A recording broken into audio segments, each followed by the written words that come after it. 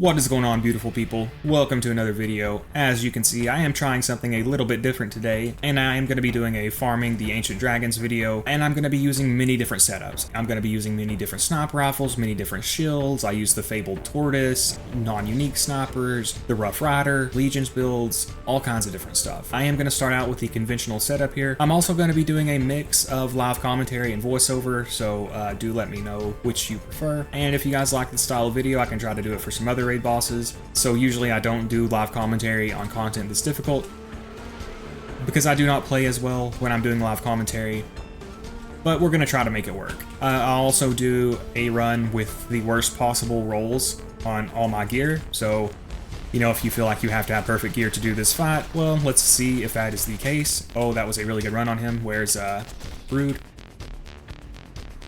I took some damage there. Brood landed good for us, that's nice. Oh, what was that, man? They have some kind of aimbot, by the way. I've noticed that, like, sometimes the exact frame that my deception breaks, I will often take damage, and that is what happened there. I think. Alright, so I am gonna have to get some ammo. Where did boost go? I can't see a boost. There you are, you're kinda invisible. Oh, I got downed again. But I should be able to get a second wind here. Alright, come on, get the Iridium Relic. If you want to check out my raid bossing speedrun video, I will link that in the description. That is where I got my best time so far, which was 85 seconds, which is decent, but you know, a lot of room for improvement. Alright, and usually when I get it down to just Incinerator, I can finish the fight. Like I said, I do a ton of different runs, both live commentary and voiceover, and there will be chapters if you want to check out a specific run. So, like I said, I do a bunch of different stuff. I use like the WTF Shield and just a bunch of different stuff. I do an impossible run eventually with modded gear. Alright, come on, Incinerator. Almost got him.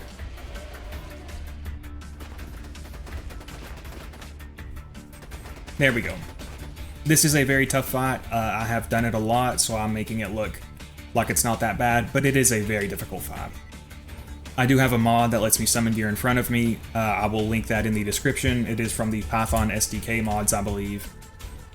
And we got a Jacob's Grip Stinger, which that's good, but a bad accessory. Alright guys, here we have a run with the Evolution. You can see my health was down at the start. This is because I equipped a Fabled Tortoise to help me move faster, so that's why my health was down. Not a big deal.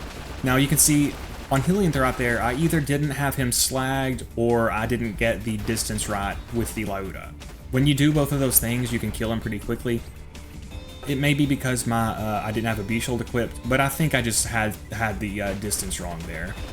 Now, when you have the distance right, and of course I'm referring to the Lyuda's extra pellets that it spawns, when you have that distance right, you can kill Helianther in one magazine. At least when he is slagged and when you have a B-Shield. But, you know, as I have said many times before, I like to showcase a lot of runs, even that don't go perfectly, because, you know, it doesn't always go perfectly. You don't always play your best, and sometimes stuff like that does happen. Or sometimes, you know, you're not using the meta setup and you can't kill them that fast anyway. But, you know, nothing wrong with taking multiple landings to kill the dragons. It is a bit dangerous. Like, the longer the fight goes, the more danger you're in. This is a very, very difficult fight. Now, overall, I do still prefer the B-Shield. I just say that because killing them quickly is what I feel is the safest option. Now, stuff like the Evolution and the Neogenator, and even like the Blockade, those can give you some good defense. But it's just, the dragons are so dangerous, they attack you so much, and they have so much dot damage and stuff that you're still in a lot of danger. Now, they do obviously provide a lot more defense than the B-Shield, but I would just prefer to kill them quickly. But, you know, they are, of course, another option. I will also show some runs that I fell in. I think I didn't die too many times doing these runs, but I'll show those as well. And you can see we have made it down to Incinerator here. He is... Usually when you can get it down to just Incinerator, you're going to be okay. you have to watch out. He can kind of sneak up on you if you're not paying attention. His flamethrower attack hits from much further away than it looks like, and especially if you don't have a fire dot immunity, he can actually take you out pretty easily. So you got to be careful of that, because you don't want to get down to him and then die, you know. But there you go. There you can see is a run with the evolution. Like I said, I do many different runs here. And yeah, I'll show some of the drops I got too. That's a pretty good blockade. I would prefer, you know, maybe a bit more capacity, but definitely workable. Okay, so here you can see this is a run with the blockade and a legendary sniper comm. And the legendary sniper comm is often kind of overlooked. Now it doesn't shine as well as stuff like the chaotic evil rogue or the chaotic neutral rogue, simply because it doesn't give you a fire rate bonus, so you're not going to be able to stack critical ascension as quickly. Now that doesn't mean the legendary sniper is bad, it's just not the typical meta option. It's totally workable though, and I do prefer the level 62 version of the legendary sniper comm. This is because a higher level legendary sniper comm, or sniper comms in general, they actually reduce your shield more, but they don't actually give you much more of a damage increase. And level 62 is the earliest you can get the legendary sniper comm from tubby enemies, I believe. So a lot of people, myself included, tend to just use the level 62 version. But you can see we go ahead and take Helianth out. You know, you don't have to use the B shield for this fight, at least not for Zero. It's obviously going to be the way to get the fastest kills, but definitely not required. You can use more defensive shields, such as the Blockade, or the Evolution, or the Neogenator. But even with the safety of these shields, they can still down you, as you can see. This fight is very difficult for a solo player. Now, I have done this fight a lot, so I'm making it look, you know, not that bad. But when you're first learning this fight, it is extremely difficult. Now, something to be aware of, I'm not sure if I mentioned it yet, is the slag locked glitch. That is a glitch where if you apply any status effect to an enemy before they fully spawn or before they fully land, they will become immune to slag. So this is why you want to use a non-elemental rifle to make the dragons land, and you gotta be careful to not throw a slag grenade or kunai at them until they're fully landed. Because of course slag does give you triple damage, and if you cannot slag these guys, it is going to make the fight much more difficult. This is already one of the hardest fights in the series in my opinion, so you definitely don't want to make it any harder on yourself than you have to. Now, like I said, Incinerator, he can be kind of dangerous if you don't have a fire immunity, although luckily the Blockade is enough of a tanky shield on its own that I was okay. But he can definitely sneak up on you. You can think you're okay, and then before you know it, your shield is depleted and you've caught a fire dot, and you can just go down before you know it. Now, I was actually not able to finish him off before he landed, which was kind of frustrating. I tried to finish him in the air, and I wasn't able to. But I was able to finish him before he covered up again. So anyway, there's a run with the Blockade and the legendary Sniper Comm, and I believe a Vladof Allegiance Relic, yeah. Because I just wanted to use a bunch of different options here. And you can see we get a Stinger with a Doll Grip and a magazine accessory. That would be decent. Okay, and here is the run with the worst possible rolls. There are a lot of different methods you can use for beating these guys, at least at Zero when it comes to sniper rifles. A lot of different snipers, a lot of different shields. And a lot of people have a perception in this game that you need perfect gear to do well. That is not true at all. Even when it comes to soloing an OP10 raid boss, you can do it with comically bad rolls. So I actually used Gibbed to make this gear worse. These are all Lyudas that all have a Hyperion Grit, which reduces your damage by like 9% for an accuracy bonus that you don't need. And then the B-Shield is an all bandit parts one. The body on the B-Shield is always Torg, I believe. But the other parts are bandit, which gives you a pretty long delay, almost a 7-second delay, and the worst possible amp damage. So the worst possible B-Shield, the worst possible Lyudas, and then I'm using a rubberized slag grenade, And you can see we're still getting it done. So even when dealing with the hardest content in the game, the hardest optional difficulty, you absolutely do not need perfect gear. Now, is perfect gear better? Yeah, definitely. But it's really not that much better. The perfect Vladof, the perfect Lyuda has a Vladof grip and a damage accessory, and it has, you know, a bit better stats across the board, but all it's gonna do is let you do the fight faster. Like, if you can't do the fight with an average roll Lyuda, you're not gonna magically be able to do it with a god roll Lyuda. You know, you're just gonna be able to do it faster. So if you're speedrunning or something, obviously you want perfect gear because every second counts. But, you know, for most circumstances, even if you have comically bad rolls, such as these, that would actually be hard to even get during the course of the normal game, you can still get it done. So you can see what I mean about not having a fire immunity against Incinerator. You gotta be careful because, like I said, before you know it, he can't have your shield down. If you take a fire dot, then that's just gonna eat through your health really, really quickly. So having that dot immunity does really help, but, you know, definitely not required. And then we've almost got Incinerator done here. He's at below half health anyway. Incinerator wastes a lot of time because he does do this forced AoE fire attack. So that kind of sucks. Sometimes you can kill the first 3 dragons really quickly, and then you're just like waiting for forever for Incinerator. Especially in speedrunning, you'll notice people can oftentimes kill the first 3 dragons in, you know, a shorter amount of time than it takes to kill Incinerator. Now, if you can get the pellet split distance right, you can take him out pretty quickly. But you can see I was kind of struggling with that. He keeps hitting me with his attacks and keeps knocking my B-shield down. And you can see how quickly that fire dot will eat through your health. But we were still able to take him out even though I wasn't playing my best and I had comically bad rolls. So you can see them there, and then even less than 5 million amp damage. But we will go on and take a look at the gear here and then move on to the next roll. I got a pretty good blockade there. That's a pretty decent one. As you can see on this run, I'm going to be trying to see if I can do this with a Fabled Tortoise shield, which will reduce my movement speed by 80% when it is up, but will give me, I believe, 50% movement speed when it is down. Now, I did have to lower it to OP2 so that I could actually use it, because the health reduction is so high that if you use it at like max level, you'll just instantly die as soon as you get hit. If a turtle shield ever lowers your health to 1 or 0, you'll just instantly get downed when you take damage. So this is what I had to do. I'm hoping I can use my Cher-Amie to keep my health up when it breaks. It actually still has decent capacity for an OP2 shield at over 8 million. I do imagine this is going to be extremely difficult, but let's get started here and see how it goes. Gonna go for Hillianth first, as always. Hopefully I can take Hillianth out, and then we should be able to be okay from there. Alright, we got him. Oh, I may not actually be able to get into position. Okay, maybe I'll be okay.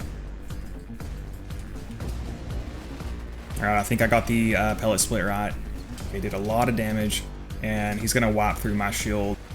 Oh, that was bad, that was bad. Okay, get health up, get health up. Okay, maybe this will be manageable. Alright. Almost got Hillianth. Okay, I should be able to get a second wind here. Alright, second wind. Now I need to make Brood land. Okay, he cooperated. That's good, that's good. He doesn't always cooperate that much, or she. Whatever. I'm almost out of ammo. Not good, not good. Okay, I'll just get a second wind here. I should be able to second wind. Alright. Come on, Relic, come on. Alright, just get my health back up. Now I need to shoot. Where is Boost? Boost, where are you? There you are. Okay, they're actually really cooperating with their landings. They almost never cooperate this much. I can't hit my shots. Alright, come on, almost there. I took a dot, not good. Alright. Alright, now Incinerator. I don't have a fire immunity, so this might be bad. Tried to get a crit to stop my stacks from bleeding. Okay, this is actually going a lot more smoothly than I expected. Oh man, I forgot to drop my shock bone. Damn it. Alright, maybe we can still do this. I honestly don't know, but we'll see. Incinerator can be very dangerous when you don't have a fire immunity. Come on, come on, come on. Alright, don't kill me, don't kill me. I don't have enough ammo to finish him off, I don't think. Shit. Come on, come on, come on, so close. Alright, I think we're gonna be okay. Hopefully he doesn't get slagged, because then he will get slag locked, which is a glitch that prevents them from being slagged. Alright, I think we're gonna be okay, actually. So that went a lot more smoothly than I expected, as long as these flames don't kill me. Oh shit. Okay, I think I'm safe here. Alright. We should be okay. Okay, wow, I did not expect that to go that smoothly. That was my first attempt. Okay, so there is the dragon soloed with a Fabled Tortoise. Let's go ahead and see what drops we get here. A decent blockade. I would rather have a higher capacity and a lower recharge rate. That would work, though. Alright, this time I wanted to do a run with the Cradle, just to see if I could do it. And I actually thought the Cradle couldn't spawn with a Malo 1 capacitor, but it didn't give me any error messages or anything when I changed it in Gibbed, so I think it can actually spawn with one. Now this time I'm going to actually remember to drop my shock bone. Oh, so the first time I actually didn't benefit from my bone at all, because I had the shock one equipped the whole time, so the fire damage wasn't benefiting at all, and then I used the non-elemental on Incinerator. This may actually be harder than the Fabled Tortoise, because at least with it, I was able to stay above health gate very easily. So we'll see how this goes. Go ahead and signal Helianth to land, throw my Deception.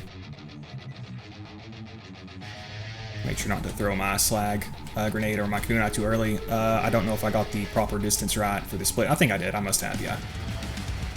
Alright, I'm probably just going to try to second wind off of Helianth. Or maybe I should just go ahead and finish her off. I don't know what to do. Yeah, I'll just get the second wind, I guess. I'll shoot her with the Moxie Rifle to get my health back up, because you can do that. Didn't really work. Where the hell is Brood? Because I will probably need a second wind very soon. That's usually why I go for Brood second, so I have those second wind opportunities. Okay, I'm going to need to second wind again. She's spawning a lot of babies, which is not ideal. Gonna have to get some ammo. Did she land? Oh yeah, there she is. Alright, got her, got her, got her. Right, let's go for Incinerator now. Take the babies out. I grab my shock bone. Okay, knock on wood, this is going smoothly too. Ooh, sniper ammo. Usually I cannot play very well while I commentate, which is why I avoided doing it for most of this video. But we'll see how things go here. Hopefully I don't fuck it up at this point, that would be tragic. I missed a bunch of my shots there, not good, not good. Come on, come on. I do have the fire immunity to the dot, so even if I don't kill him in one landing because I'm spraying my shots. Come on, come on, so close, so close, so close. There we go. Perfect timing. Okay, so there is the dragon soloed with the Cradle. And yeah, we'll go ahead and see what drops we get here.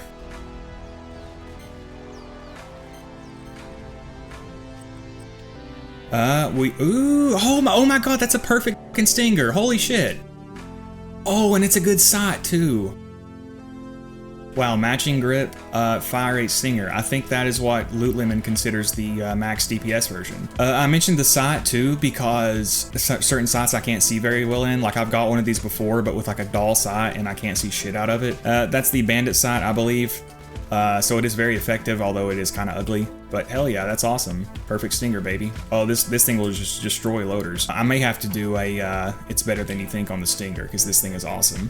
I did want to experiment with some Lyuda sniper rifles. I also use some non-Vladof sniper rifles, so stay tuned for those. So you can see for this run I am using a Garnet Droog and a Patriot, which are two snipers that, well, people know the Droog is good. The Patriot is unfortunately not great. Its gimmick is that it basically has worse stats overall compared to like a Lyuda, but it has higher base damage, which is a cool concept, but the base damage just is not high enough to make up for the lower stats overall. Plus it has very bad accuracy and slow moving bullets. So overall it is quite a bit worse than something like the Lyuda or even the Droog. Now it can still get the job done, and you'll see that. Zer0 is just such a beast with sniper rifles that he can make basically anything work. Like I said, I do like the idea of the Patriot, and maybe just for like standard mobbing it could be better because, you know, it could help save on ammo. That's not usually a problem anyway, and then for this fight specifically because you do have the ammo relics, it's really not an issue at all. But like I said, I did want to experiment and see what all I could make work. For these raids, there are the meta options, which are going to be, you know, some might say the most efficient tactics available. But then you're going to have stuff like this that you can make work, depending on the character. Zer0 is the character that I know the best. He's the character that I'm going to be able to do the most kind of stuff like this with. I play Mai and Axton a bit too, but I'm nowhere near as familiar with them as I am with Zer0. But, you know, I have been experimenting with them as well. I did some Dexy raiding with Axton, and I'm gonna do some with Mai as well. So stay tuned for that. I am working on that Sniper Mai video as well. Mai is a very effective sniper. She's not gonna be as good as Zer0, obviously, but you'd be surprised how effective she can be. And just in case it's not clear, the reason I dropped the shock bone on the ground is because if you access your inventory, then you will lose all stacks of critical ascension. So by dropping the item on the ground, I can just equip it and then maintain my stacks of critical ascension. So you can see Incinerator is doing a good job of attacking me and keeping my B shield down, so I'm not able to get as much damage off on him. And typically when he corners you, I will just try to throw my decoy and then get out of the corner. So a little bit bizarre decision making by me there. So I was not able to kill Incinerator in one landing, but you know, that's how it goes sometimes. Like I said, Incinerator is a big time waster. He often takes longer to kill than all of the other dragons combined. That's also typically why I like to fight him last. If you try to fight him early on while all the other dragons are alive, then you'll have like all those dragons attacking you while you're trying to deal with this. And that is just really difficult. This is already a fight that is very difficult, so you really don't want to make it harder on yourself than you have to. I do also think I'm going to try to beat all of the raid bosses and Digistruck Peak without the B shield. I've actually done most of them already. I've done, I did Digistruck Peak with no Moxie weapons and no B shield. With the Sniper Zer0, I haven't uploaded that yet. But there you go, we take him out with the Patriot. The Patriot does look really nice, but that's about all it has going for it. Oh yeah, I did also use Velocity because if you're not using the Lyuda, you can go ahead and spec into Velocity to get that the bonuses from it. And then I just got a pretty bad Stinger, kind of unfortunate, but hey, what are you gonna do? And then in this run, I did use a Droog and an Invader actually, and a Chaotic Neutral Rogue Comm. I'm kind of undecided on this fight. I think overall I do prefer the Chaotic Evil, which gives you critical damage and fire rate. The Chaotic Neutral gives you critical damage and magazine size, or excuse me, it gives you magazine size and fire rate. They're both very good, and from looking at some speedruns, people tend to use both. So overall, I think I prefer the Chaotic Evil, but the Chaotic Neutral is good as well.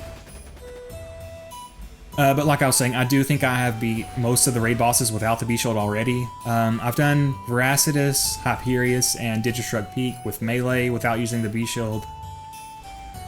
I've done the dragons without the B, I've done Dexy and Pyro Pete without the B. I think I've done almost all of them. I definitely will be able to do them all without the B-Shield. The only one I'm worried about is Hatterax. I don't really know, like with Hatterax, to knock him over, I thought you just had to do like X amount of damage to the weak spot on the top of his head. but you actually have to do X amount of damage in a small window of time. So I don't really know how to do that without the B shield. I'm sure there are ways. Like, I could always fall back on critical ascension. I could try to stack it on the sandworms while the fight is going on, and maybe eventually I could down him that way. But Hatterax I do foresee kind of being a problem without the B shield, because although he is a pretty easy raid boss overall, like I said, I just don't really know how to deal enough damage to him in a short period of time to down him. But I'll do some experimenting and see what I can do there. The dragons, I do really like this fight. They do have some bugs overall, which is pretty frustrating when they do happen. But, you know, I still love the fight. I have an extreme tolerance for jank, so not that much of a problem for me. Borderlands 2, Monster Hunter Generations Ultimate, and Fallout New Vegas are my favorite games. And while those are all incredible games, they are all known for being pretty janky. So, you know, it doesn't really bother me.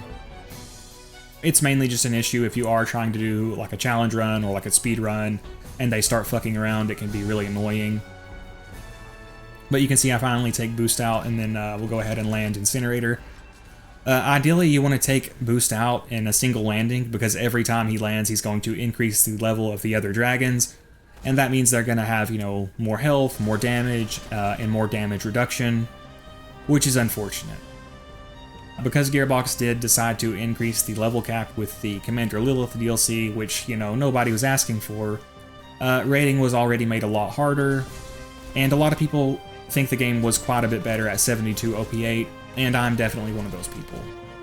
I just don't understand why Gearbox thought we wanted those levels, or of course, you know, they maybe just wanted to artificially inflate player time by making people refarm all their gear. But it definitely made the game worse overall in a lot of small ways. And for raiding specifically, it definitely hurt it. Now there's an even bigger level gap, which means that the raid bosses have even more damage reduction, because for every level above you that an enemy is, they gain increased damage reduction.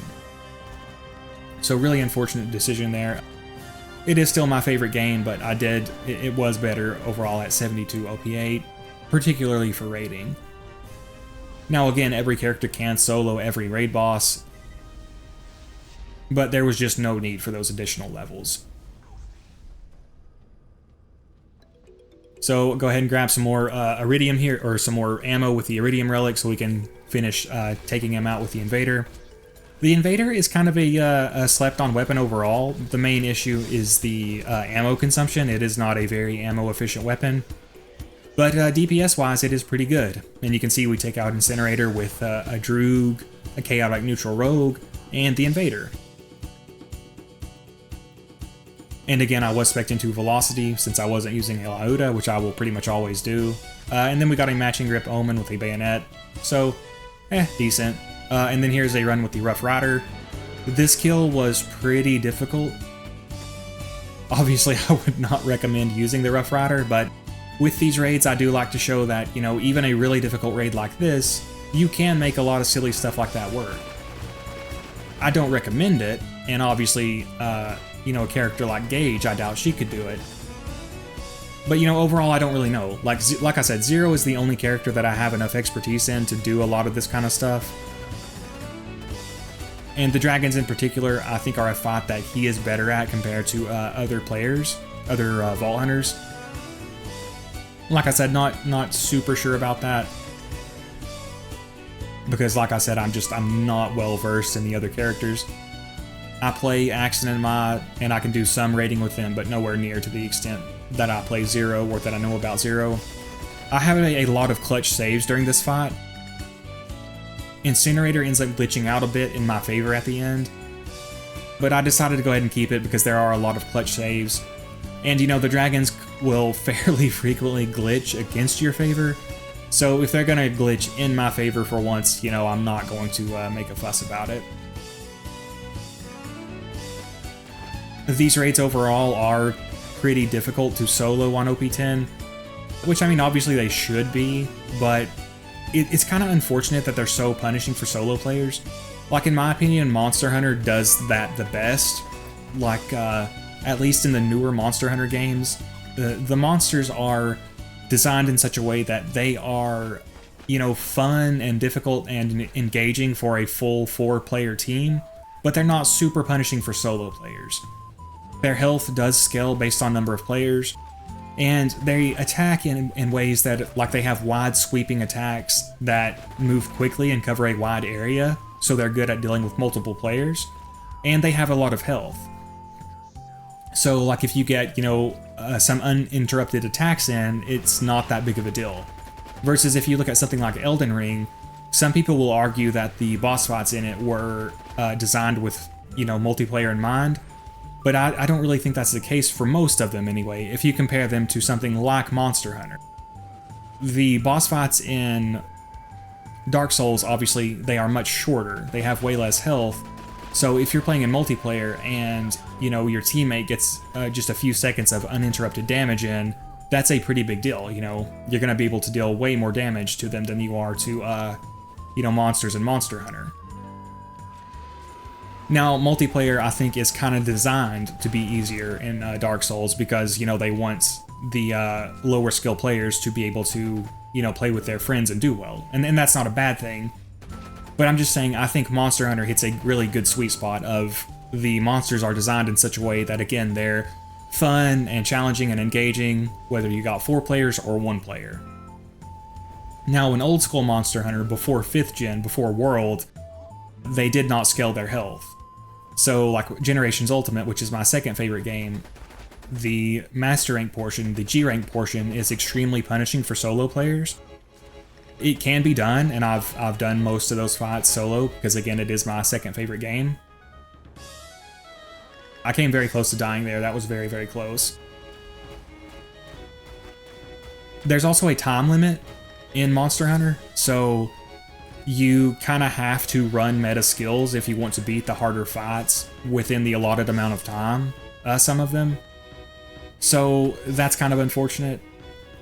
But, you know, 5th gen Monster Hunter, I think, really did a lot of good things with the health scaling based on number of players. Now, what I'm getting at is the health of the raid bosses does scale in Borderlands 2, for most of them. For each additional player, a raid boss will have 100% more health. Now, I think that's too much. I would have done, like, you know, 50% more health for each player, maybe. But anyway, that is not true for Hyperius and Master Yi.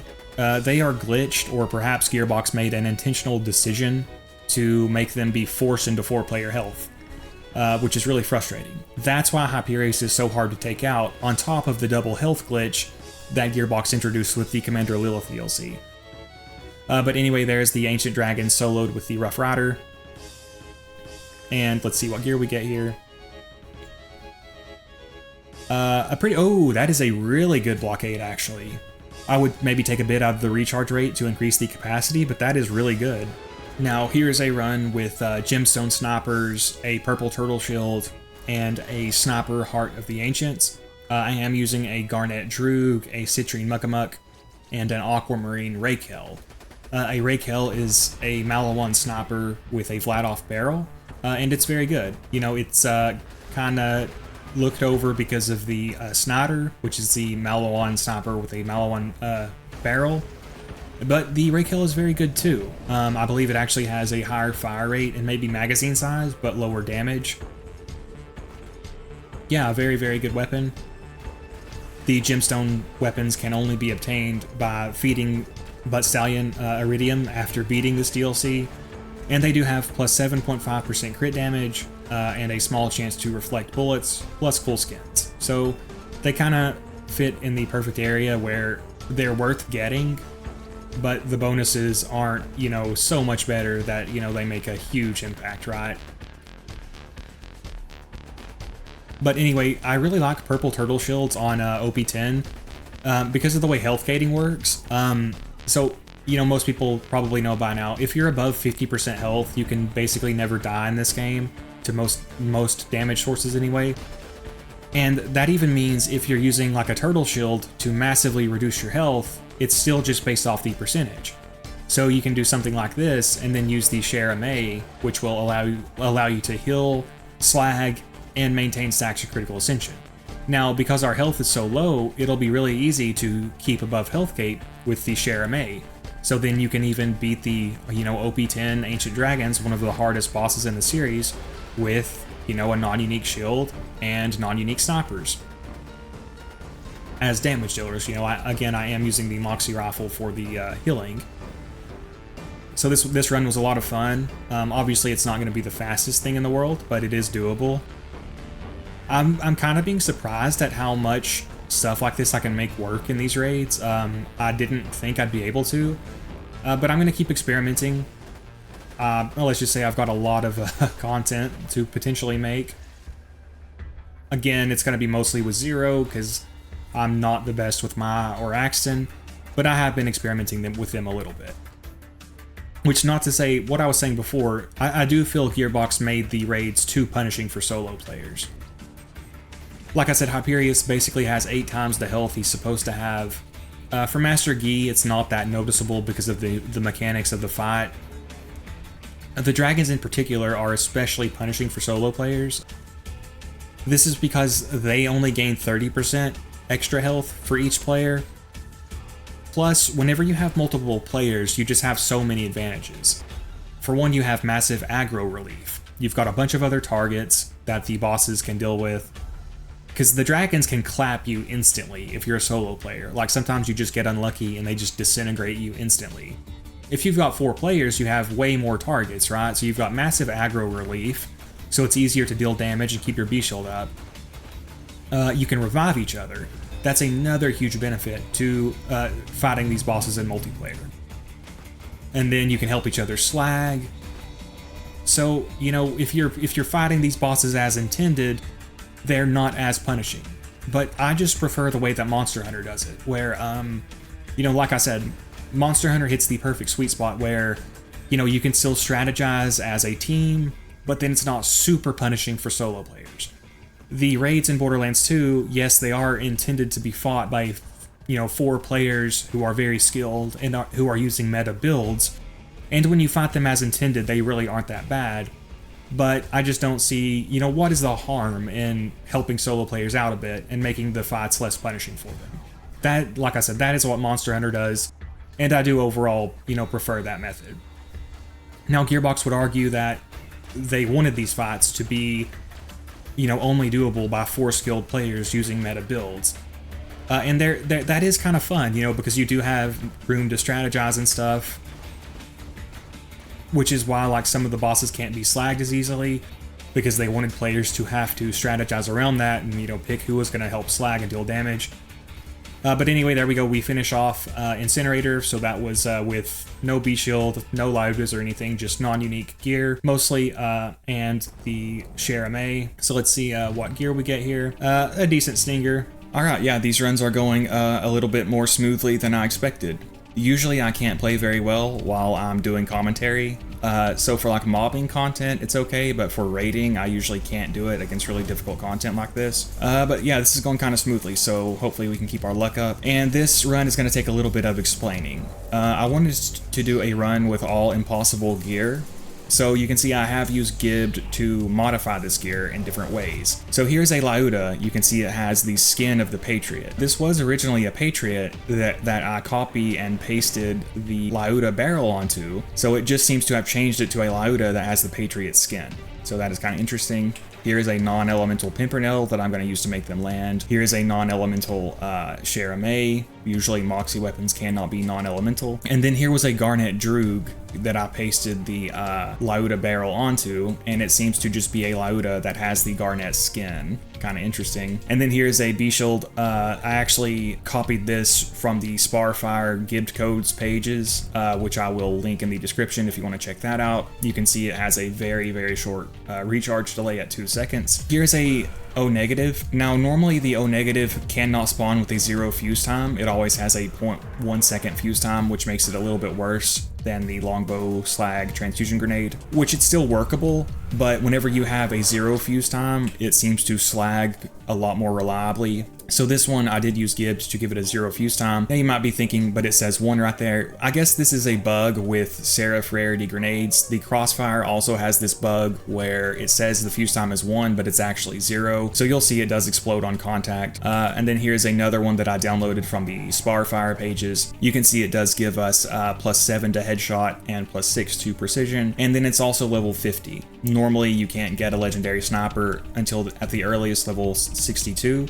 So this one will have a reduced shield capacity reduction because normally the higher level the legendary sniper, the more it reduces your shield. So using this level 51, it won't reduce our shield very much. And then here is a black rarity Bone of the Ancients, which just has massively increased stats, as you can see. So yeah, we'll go ahead and get started here. So obviously this run is not going to be particularly hard. It's just another idea I kind of wanted to play around with. So we'll go ahead and get started here. The dragons are an extremely difficult raid boss, so you know, it's okay to do something like this to them every now and then. They kind of deserve to be bullied. This is a very punishing fight for solo players, even more so than most of the other raids for a few different reasons.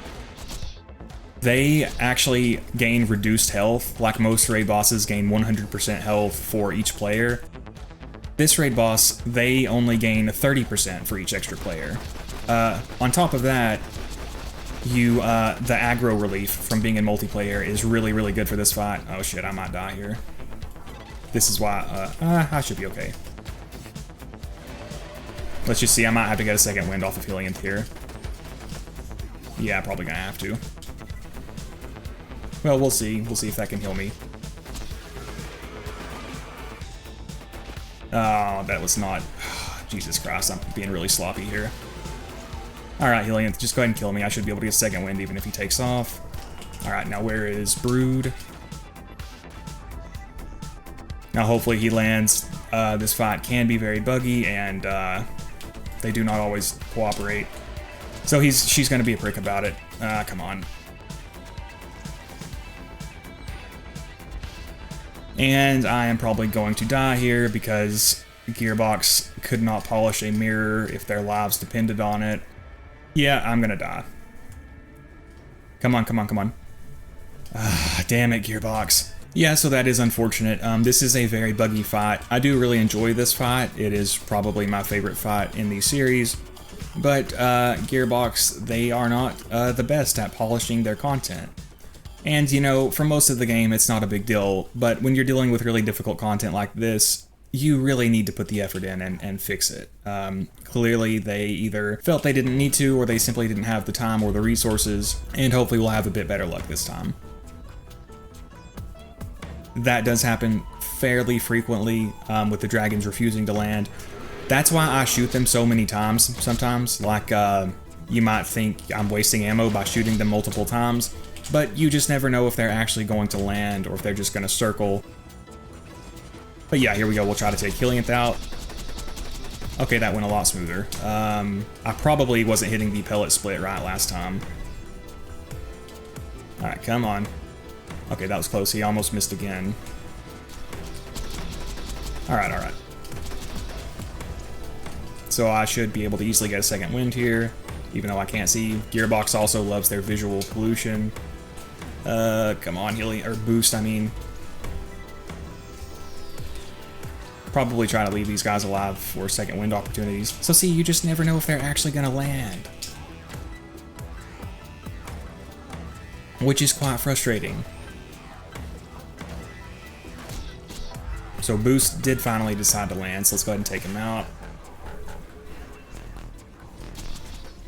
Sometimes I go for Boost second, but usually I prefer Brood second so that I do have access to those second wind opportunities if I need that. Oh my gosh. That's another thing. They don't land very long. If they glitch out and they don't land on the first time you shoot them, what is freaking... I must have shot Incinerator by accident. Okay, this is not going smoothly. And I have like no critical ascension. Will you get off of me, dickhead? Alright. I'm probably gonna have to use an Iridium Relic here in a second. Yeah, I may not even make it to it.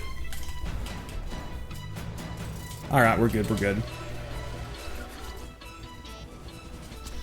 So not going super smoothly, but hopefully I can finish this run. Just try to get my critical ascension back up here. And then I can easily get a second wind. And I will go ahead and make Boost land this time. Hopefully he cooperates with us. Where'd you go, Boost? Alright, so hopefully he will land. Looks like he might not cooperate again. Yep, he's not cooperating. Oh my god, Gearbox, why do you do this to me? Okay, so he finally lands, but right as I get down, so this is not going great. He's also going to take off quickly again because they do that if they don't land properly. Come on, come on. Alright, almost got him, almost got him.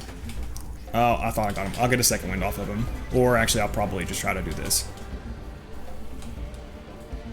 Alright, now if I can just get Incinerator to land, I should be able to pull this off, even though they have not really been cooperating with me. Couldn't get a crit. That's okay. I should be able to finish it from here. Do have to grab an Iridium Relic here to get some ammo back. Of course he's going to set this on fire. But I should be okay. Maybe if I don't jump off the map. Alright, we got Slag and Kunai on him. Try to get my critical ascension back up. I have not been able to maintain it at all during this fight.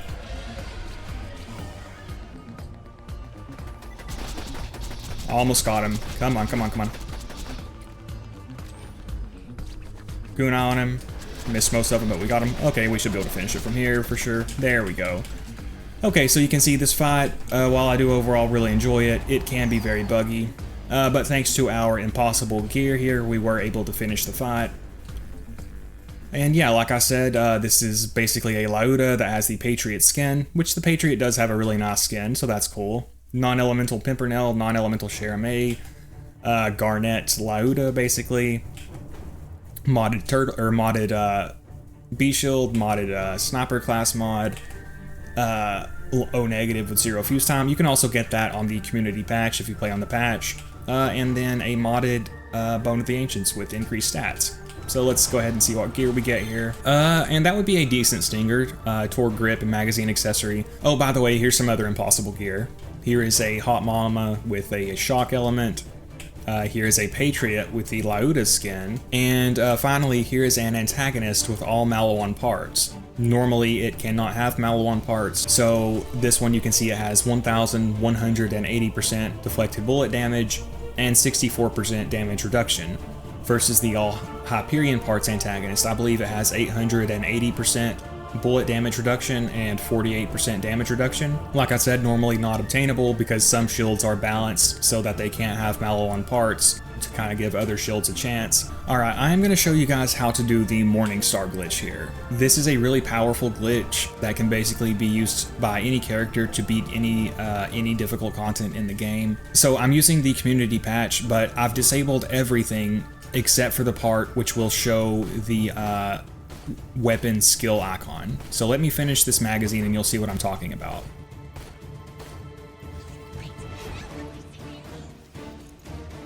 So you just want to keep reload swapping, keep reload canceling, and every time you do this, you will gain a stack of the special ability of the Morningstar, which increases critical damage. And let me go ahead and turn the audio down because the audio lines will overlap. And you can disable that by doing this. And I'll just keep doing this. Now, once you do this a lot, you can basically insta-kill anything. So the way the Morningstar special ability works is every time you score a critical hit, it gains a stacking buff to critical damage. Now, you can only have, I think, max 5 stacks or so.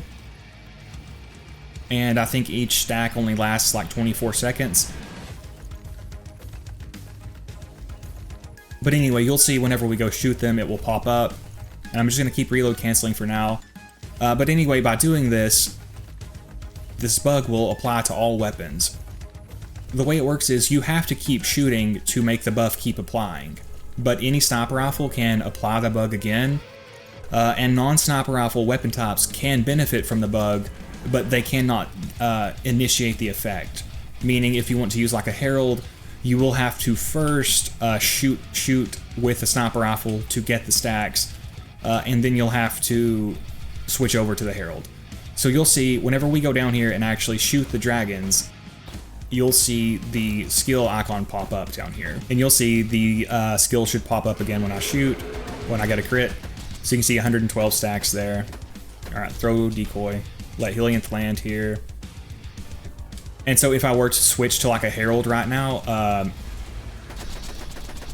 it would benefit. Like I said, it just can't initiate the glitch itself.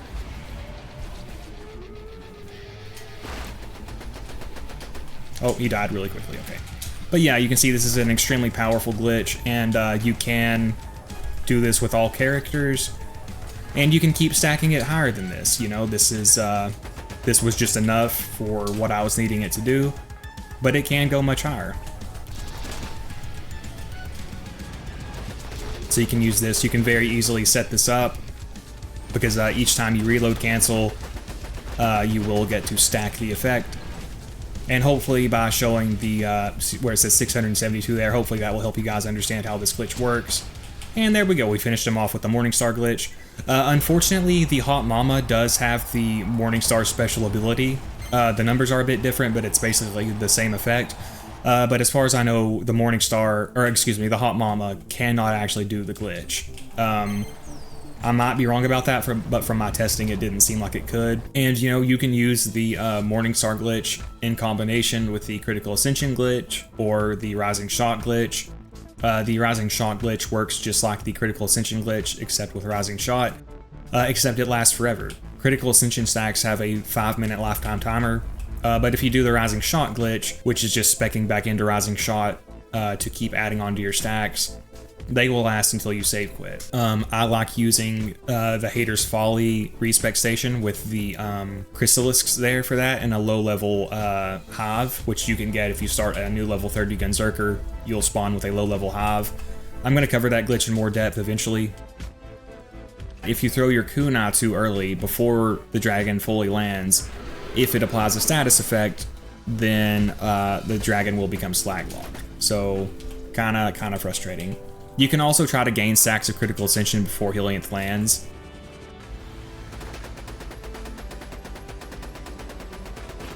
Okay, I think I was too close and did not get the pellet split right there. But I should be able to finish Helianth off anyway. So there's a little bit of room for error in this fight, but not much at all. Oh, if Brood does not land fast enough, I'm probably going to die here. That transfusion trail might have saved me. Get off of me, you jerk. Okay, he's landed. Execute close distance. Kunai, slag grenade. Shoot him, shoot him, shoot him. Missing my shots. Heart, come on, Heart. I'm going down though. Apply Death Mark to him, so I should be able to get a second wind. Where are you, Boost? There you are. Alright, alright. Slag, grenade, Kunai. Can't see his face. Where'd your face go? There's your face. Alright, there we go. Now we just need Incinerator. Alright, finish off the minions. Grab my shock bone. Now again, I'm usually okay when I just get it down to Incinerator. But he can catch you off guard if you don't have a fire immunity. Which I do not, since I'm using the, oh, he didn't slag, shoot. Since I'm using the Whiskey Tango Foxtrot, I don't, oh, can it spawn with a Maliwan Capacitor? I don't know, actually. I just grabbed the one I found. Alright, we should be okay here. Again, his attack has a massive range. Almost there, almost there. There we go. Alright, yeah, that was with the Whiskey Tango Foxtrot that I just found from the last run I did. And here I'm going to show you guys how to do the Prestack method with the Mimics. So I'm just showing you the path here. you'll just want to run up this way. You can play the video in half speed if you need to. And you will want a low-level Droog or a low-level Lyuda for this, because if you use a high-level one, he will kill the enemies. So you just gotta run around over here and open all the chests. I died the first time, so they were like clustered together here. But you just run around here, open all the mimics, and get them to chase you. You want a low-level Vladof rifle with a Vladof grip and a magazine accessory, ideally. And again, a Lyuda will work as well. But you want it to be very low level, because if it's high level, it will just kill the enemy. Now, you can also snipe these mimics from the back. You can see that's what I'm doing right here. That big green eye is their crit spot. Sometimes they'll get glitched backwards and you can shoot them that way. So that's what I'm doing. I am missing some shots, but that's okay. Sometimes they won't cooperate and you'll have to run back down there and like throw your decoy in them, but you want to try to get them to bunch together so that one of them stops moving. Now, ideally, they'll do it so you can see their crit spot, but sometimes it's backwards, but you can still crit them. And I do go ahead and drop my gear on the ground so I can equip it without losing my stacks of critical ascension. And then I'll show you the method for grenade jumping into the arena. This grenade jump is pretty hard to do. If you struggle to do it, you can just go the normal path. You just go to the right here and take the bridge. But this does save you a few stacks of critical ascension. But I did die the first 2 times I attempted this, so it's pretty difficult. And then you can just run over here and grab an Iridium Relic to get your ammo back. And I do take out Incinerator with the elephant gun. And you can see why my health is so low. I am going to show the glass tank setup. Zero has something called glass tank. This is where you keep your health so low. You can see it's only 753 at OP10 because of the turtle shield. You keep it really low, and then with a survivor calm, you will instantly regen your health back above health gate. So it gives you a lot of defensiveness. Now, honestly, the dragons are so dangerous that you're not completely safe against them, but it does help a lot. And you can see how quickly we're taking them out. You can also do the critical ascension glitch, which is where you respec back into critical ascension, and then you can keep all your stacks for the full 5-minute lifetime timer. But if you want this shield, it needs to have minus 1601108 health. That is the stat line you need for this glass tank setup. And then you'll need this exact survivor comm that I showed. The parts that you'll want on the turtle shield, you want an OP8 white turtle shield with a bandit body, a Maliwan capacitor, and a Torg battery. That will give you the right stat line. And then you'll want a level 75 blue survivor comm. I got mine from Grendel. You need to take the quest at level 75. And the stats on it are specialization AS3_BS1, penalty grade 3, secondary grade 3, primary grade 5. Like I said, blue comm level 75. But on that survivor comm, you will want plus 191,387 health and 4,928.2 health regen. At least those are the specific numbers on mine. And again, you can pause the video and double check that stuff if you need to, because I do use a part notifier mod so people can more easily understand what I'm talking about. Okay, and then here's a run with the Pitchfork, the Sloth, and the Storm. Whenever me and Starkiller did our co-op raid bossing stream, somebody named AZ suggested doing a run similar to this. So shout out AZ, this was your idea brought to life. This was pretty tough to do.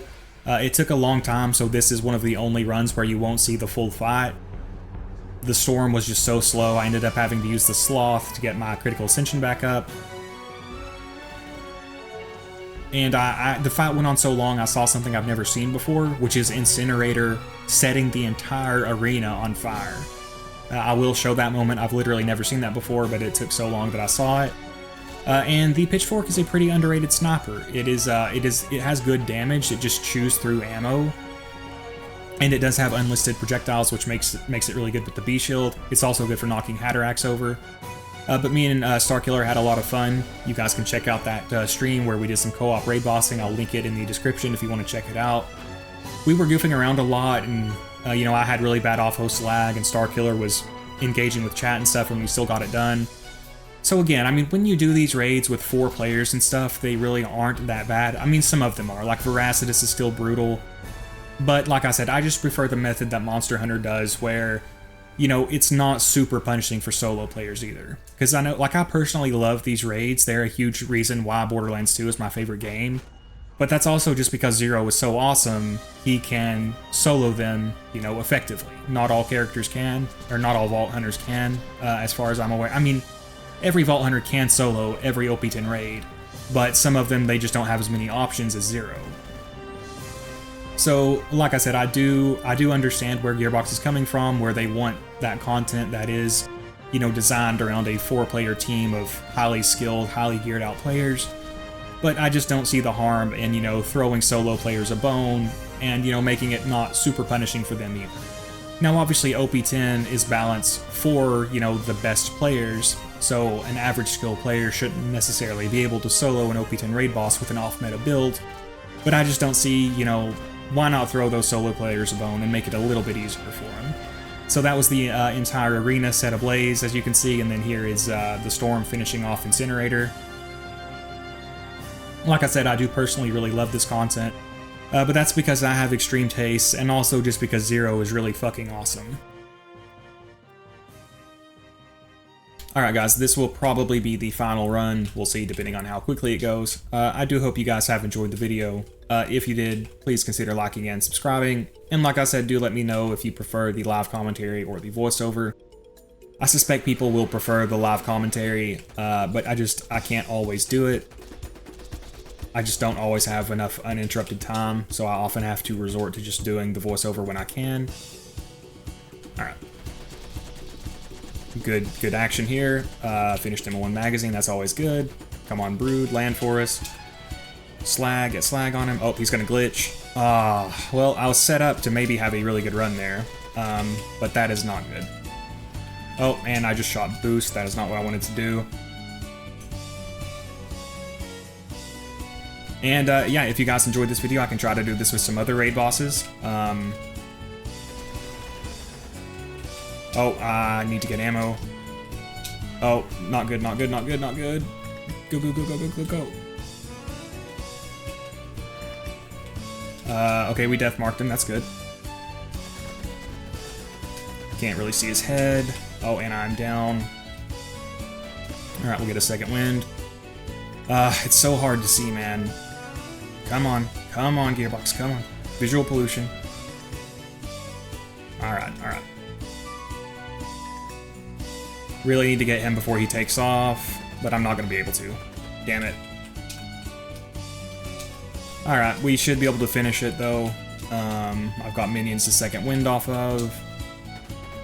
This all sprung from Boost, or from Brood not landing properly. That was unfortunate. And it looks like Boost is going to continue that trend. You know, Gearbox could have just, instead of making the Commander Lilith DLC, which most people agree just kind of made the game worse overall, they could have just polished this kind of stuff. And the game would be better. Oh, well, that's game. Fucking hell. Well, I can't let the last run be a failure, so I'm gonna have to redo that. That could have been avoided. That was a little bit bad play on my part, but also it did basically snowball from Brood not landing properly. Like I said, I do really enjoy this fight, but those bugs can definitely take away from it. And like I said, my 3 favorite games of all time are Borderlands 2, Monster Hunter Generations Ultimate, and Fallout New Vegas, so I have a massive tolerance for jank. But it's just, when you're dealing with really difficult content, you don't have much room for error, because it's that much more frustrating, right? Like, it's not a big deal if easier content is a bit buggy, because it's not that frustrating. But when your OP10 raid bosses have bugs, that can be really damn annoying. But I do still overall really love this fight. I've done it a lot. I don't know how many times, probably over 100. So I got a few stacks of critical ascension there. Like I said, that is a strategy you can try. Alright, come on, come on, come on. Alright, now let's go for Brood. Okay, she gave us a good landing. Oh no, don't you do it, Gearbox! Why do you do this to me, bro? Brandy, why do you do this to me, bro? Why do you do this to me? Now Brood is slag locked. I can't see shit, bro. Oh, I'm almost out of ammo too. Well, I should be able to finish the fight at this point. You gonna land? Do I need to keep shooting you? You never know. Alright, I should be able to get a second wind easily here. Visual pollution is horrible. Got the second wind though. Where is Brood? Brood has still not landed. There he goes. There she goes finally. Alright, so that was a mess, but let's see if we can get back on track here. You want some minions because you want second wins, but if there's too many of them, then they just keep attacking you and you can't keep your B shield up at all. Especially while you're trying to deal with the other dragons, it can quickly become a mess. Hopefully I can finish Boost off. Every single time Boost lands, he is going to increase the level of the dragons, and you know, that gives them more health, more damage reduction, more damage, so obviously something you want to avoid if you can. Oh, I just took a dot. I think Grim should save me. Let's go ahead and take him out. Switch to my Shockbone here. Throw the decoy. Get Kunai Slag on Incinerator here. And see if we can finish off Incinerator. Like I said, I do hope you guys have enjoyed the video. If you did, let me know. I can try to do this style of video for other raid bosses. Oh, I might actually die here. Because my hearts can't find me in Deception, which is kind of annoying. Okay, we're good, we're good. That was a little hairy, though. But yeah, I do hope you guys have enjoyed the video. Like I said, please consider liking and subscribing if you did. And I can do this for some of the other raid bosses. Not all of them, but I could definitely redo this with like Terramorphous and Pyro Pete. So yeah, we'll see. Let's see what gear we got here. Like I said, I will link this mod in the description if you want to check it out. Ooh, that is not a very good blockade, for my personal taste. The capacity is really good, the recharge rate is good, but I just don't like having such a long delay. Because you gotta think every single time you take even a single tick of damage, you are going to have to wait that full time before it even starts going back up.